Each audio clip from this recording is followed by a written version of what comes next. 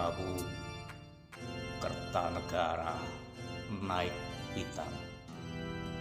Utusan Cina itu, si Menghi, bahkan dirusak wajahnya atau dipotong kuping dan disuruh menghadap kaisarnya seraya berkata, "Bilang sama Rajang, Singasari tak sudi dijajah Cina."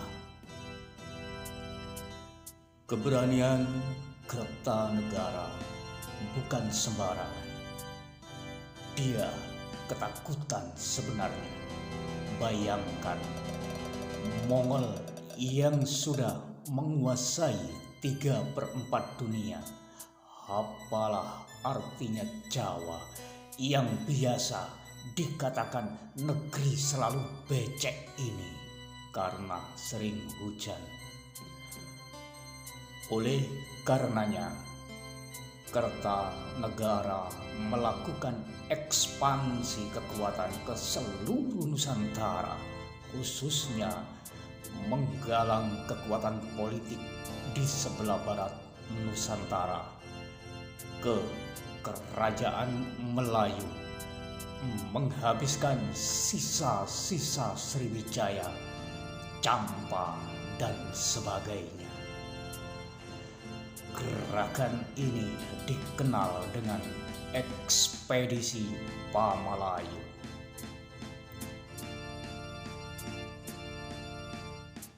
Saking getulnya Prabu Kertanegara melakukan ekspedisi Pamalayu, dia sampai lupa ada pengkhianat licik keturunan bangsawan asli dari Kediri, yaitu Jayakatwang. Asal tahu saja, nenek moyang Kertanegara bukan bangsawan, tapi preman pasar bernama Ken Arok yang berhasil merebut kekuasaan dari nenek moyang Jayakatwang. Dendam lama ini rupanya tak putus. Jayakatwang memberontak saat tentara Singosari banyak dikirim ke Swarnadwipa, sebutan Sumatera saat itu. Jayakatwang sukses menobatkan Kertanegara menjadi raja terakhir Singosari. Namun Jayakatwang tidak membuat habis keluarga Kertanegara. Ada menantu Kertanegara yang asli keturunan Ken Arok yang bernama Raden Wijaya yang dibuang ke tanah terik gersang yang hanya bisa ditanami buah maja. Dia juga membiarkan keempat putri Kertanegara masih bernafas. Diam-diam Raden Wijaya dendam. Dia menyusut kekuatan tentaranya sendiri. Sialnya, Jayakatwang lengah akan kekuasaan barunya. Dari hanya seorang raja bawahan di Kediri, dia sekarang adalah raja di Raja Singosari yang sudah berdaulat di hampir separuh Nusantara. Tak dinyana, tentara Mongol datang lagi.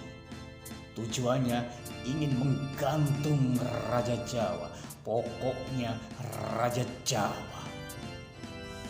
Mereka sama sekali tidak tahu sudah terjadi suksesi politik di Jawa. Bukan lagi Kertanegara yang berkuasa, tapi Jayakatwang. Mereka tidak tahu bukan Jayakatwang yang memotong kuping si Menghi. Pokoknya gantung Raja Jawa.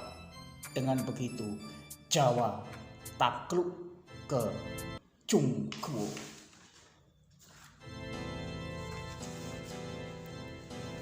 Tentu saja Jawa bukan tandingan Mongol.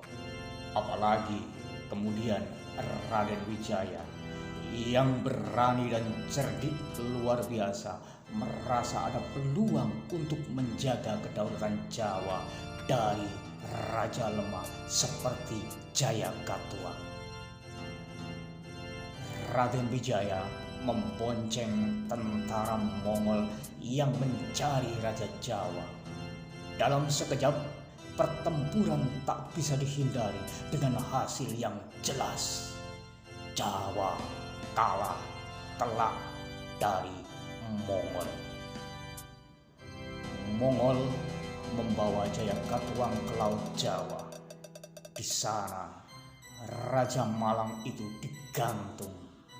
Tentara Mongol kesenangan, mereka bersuka cita karena berhasil mengambil alih tanah Jawa. Memang tak ada istilah gagal dalam invasi Mongol. Kemanapun mereka masuk, mereka pasti menang. Pokoknya tentara Mongol dimabuk kemenangan. Mereka berpesta pora, mabuk-mabukan berhari-hari lamanya. Di saat Raden Wijaya melihat tentara Mongol itu sudah masuk ke fase mabuk kemenangan, tak tertolongkan, dia masuk menyerang dengan kekuatan penuh untuk menghancurkan tentara Mongol yang mau menjajah Jawa ini.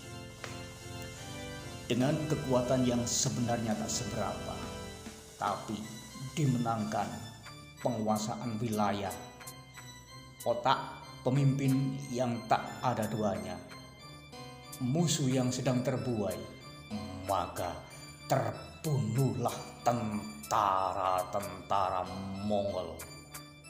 Sekali lagi, Nusantara diselamatkan dari kekuasaan asing. Ini kekalahan Mongol yang paling memalukan sepanjang sejarah. Raden Wijaya kemudian memproklamasikan kerajaan Majapahit sebagai kerajaan baru yang berasal langsung dari Singosari. Sebagai upaya pengamanan, Raden Wijaya lantas mengampuni keempat putri Kertanegara. Kebetulan Kertanegara tidak punya putra, maka dialah satu-satunya saat itu yang paling berhak menduduki tahta Jawa. Panglima Mongol yang sudah kehilangan sedikitnya 3.000 tentara dan dipengaruhi dengan iklim tropis yang lembab dan panas itu memutuskan untuk berlayar kembali ke tanah Mongolia dengan berbekal emas, budak dan hasil rampasan perang lainnya dari tanah Jawa. Namun setelah ia kembali dengan sisa tentaranya, Kubilai Khan menjadi marah besar setelah mendengar cerita ekspedisinya. Panglima Mongol tersebut diberi hukuman 16 cambukan dan setengah dari kekayaannya disita kerajaan. Demikian kisah invasi Mongol atau Cina ke tanah Jawa dengan kegagalan totalnya. Semoga narasi di atas bisa menambah pundi-pundi pengetahuan kita.